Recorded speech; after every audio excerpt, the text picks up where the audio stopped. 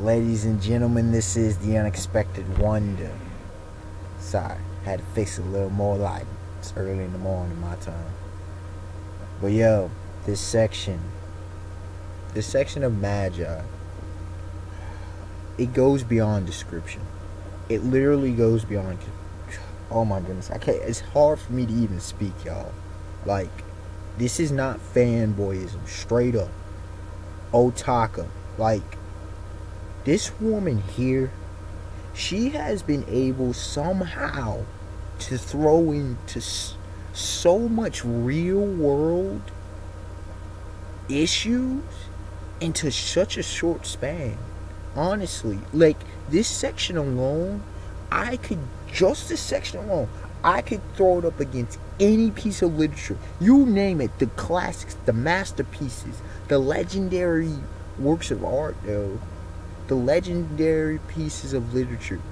Dickens, Shakespeare, the Bible, you name it, blah, blah, blah. Anything. Throw just this section alone. Dude, like, wow. Just wow.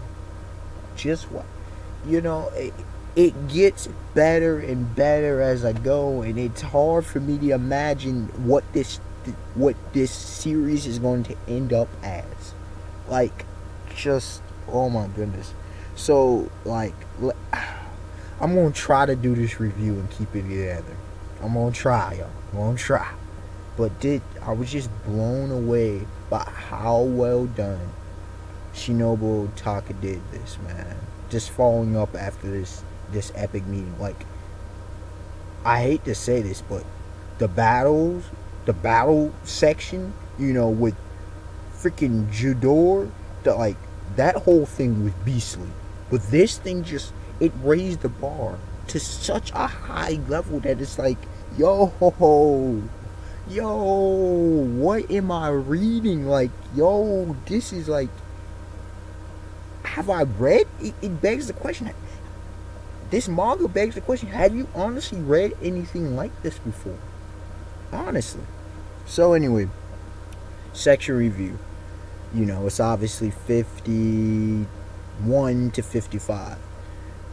And with 51, you know, clearly it's after the battle, after the Co-Empires, Princess Lee's and all that with Judar.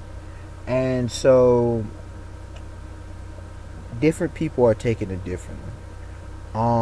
Sinbad's thinking about, you know, Sinbad's talking to Jafar and all that, and thinking about what's next and everything. And Morgiana, her and Alibaba have taken this loss hard, man. Like, hard. Morgiana, she's saying she's useless because she wasn't able to protect Aladdin, especially. Alibaba somewhat. But she's like, and we all knew it was coming. You had to, if you understood foreshadowing when you saw it was coming, like what I've been saying, she better stay with them. And so she's like, I'm not gonna go back home to her homeland, you know what? Where all the finals cleanse from, the Dark Continent, until she's like, I got to help Aladdin and Alibaba out first. Alibaba was saying he's useless because he couldn't protect folks. He couldn't protect Aladdin. He couldn't protect the Fog Troop, and so they're just down and depressed. And Alibaba really is taking it harder. And you see the scene of Alibaba, you know, he's checking his wounds. He's like, damn, I got wounds here. I'm injured here. It's like he always saying the funny kind of joke. I got places, I'm hurt in places I didn't even know existed. And then we got the funny scene. Oh yeah, I loved it. It was a brother-sister moment where Morgiana, she's coming in to help. Oh yeah, gotta say this before that. Morgiana, yo, her character development. Otaka's doing it right. Otaka's just doing it right, you know, just with that. And her thing about helping people. Alibaba's the same way but different. He's dealing with other junk, but Morgiana, she just steps in and helps people. And continues to help. And she's got energy for days, apparently. Man.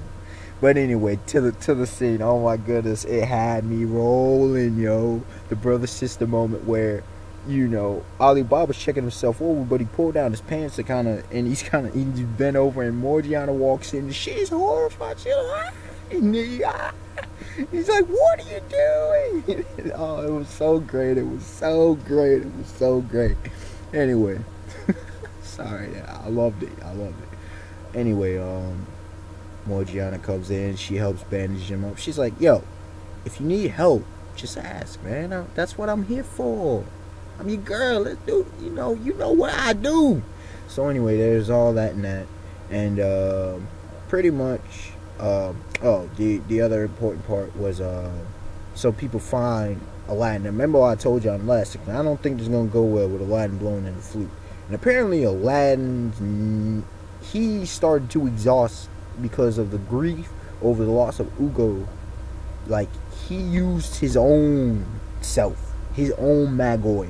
Like, before he was using the Magi around, he began to use himself.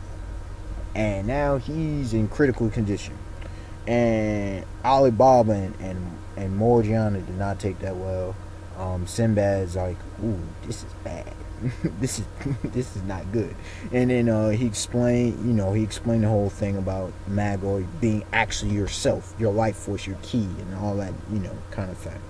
So that's pretty much the end of the chapter, except for the fact that a visitor shows up, and it's Sinbad moving into 52.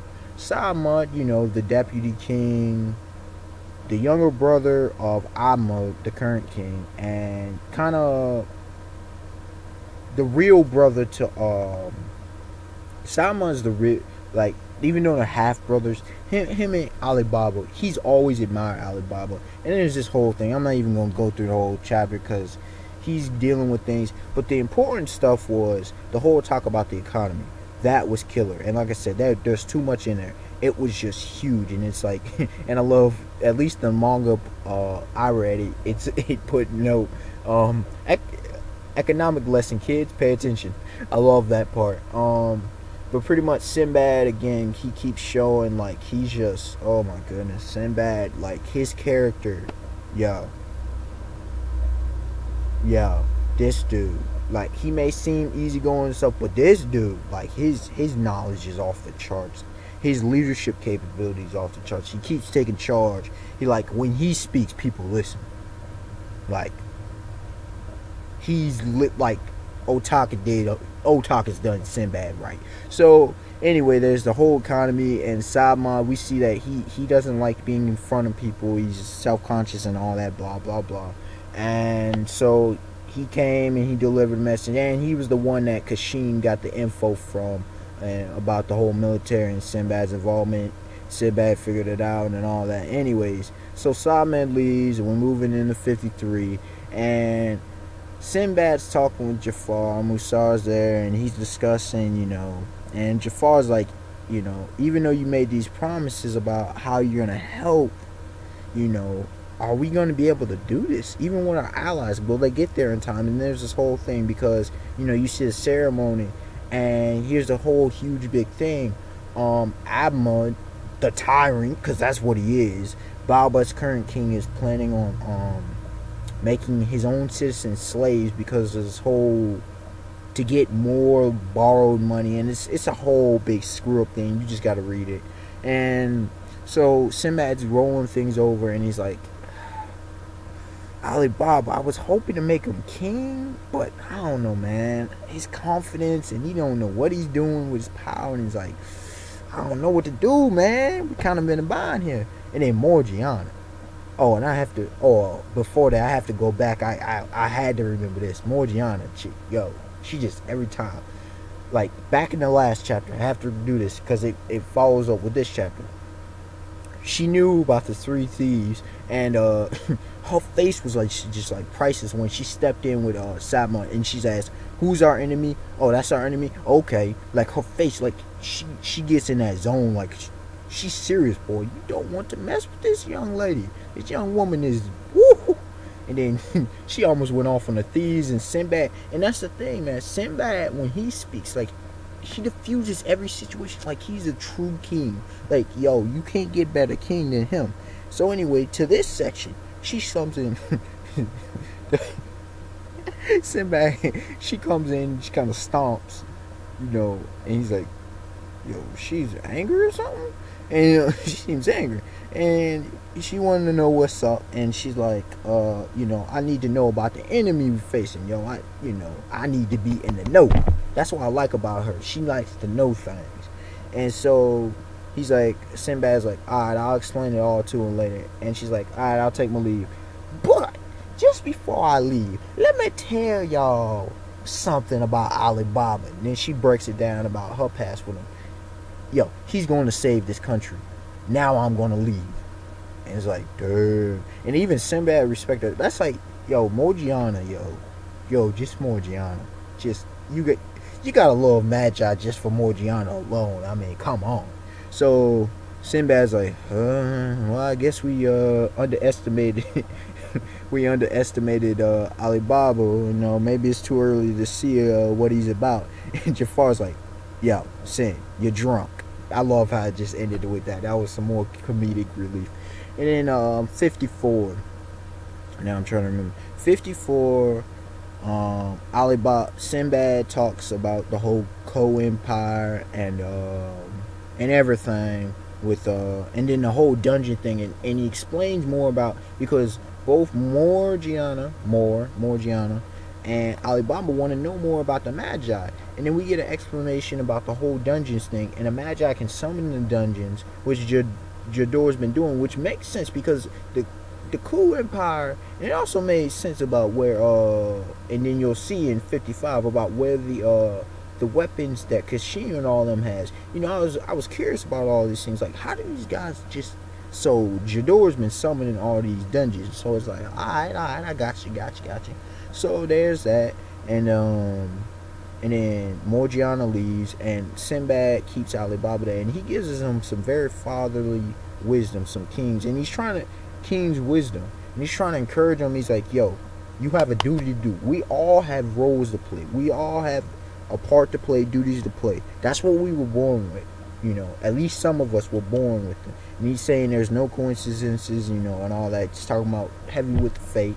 And so Alibaba's still not confident in himself. He's still confused. And I mean, you can't blame him. He's, as a young dude, I can relate to Alibaba, especially in this section. I've been in similar, not totally, obviously not king level stuff, but I can relate. I can definitely relate. Leadership. If you've been in leadership, sometimes you just don't know. So anyway, Alibaba's trying to cope with all this, and he walks out in the city. Then he goes in the streets and he sees how bad it is. Well, actually, I'm going kind of in the 55. Kashim we finally see Kashim again. Anyway, in 55, Alibaba's walking the streets, and he's thinking, and he sees how the struggle is, and his heart breaks for the people, but he's still not sure about what to do. And then Kashim grabs him because the people about to go all crazy on him and grab on Alibaba. He's like, yo, Alibaba, it ain't smart to be walking the streets because the people are desperate. It's about that time. And then we get into this whole discussion, and we knew, yo, you had to know what was coming between these two, because if you understood, you can't have two opposing ideologies. And what we see here in 55 is rivalry number 2. First, we have rivalry number 1. We have Judar and Aladdin, who are both out of commission. Imagine that. And right now we have doggone Kashim and Alibaba. We knew it was coming because they have two totally different ideologies. And again, like I said, we have the explanation, and we know who that dude is supplying the weapons. He's got to be the same banker. Come on, it wouldn't make sense if that's the case. So that's what I'm predicting. It's the same banker who screwed the whole country of Balba, and it just, Kashim is being duped so heavily. Like, he lost faith in Alibaba because of the failed thing, and he has such a hatred for royalty that he's blinded to what Sinbad can do. So Alibaba, you see at the end, we see it. Chapter 55 was a very dark chapter, but in the midst we see a light, because we see Alibaba finally become king. He's like, let me save this country. And then we see their face off, which was just epic. That whole page of face off. And then y'all saw it, Alibaba, enough said, Have a beautiful day.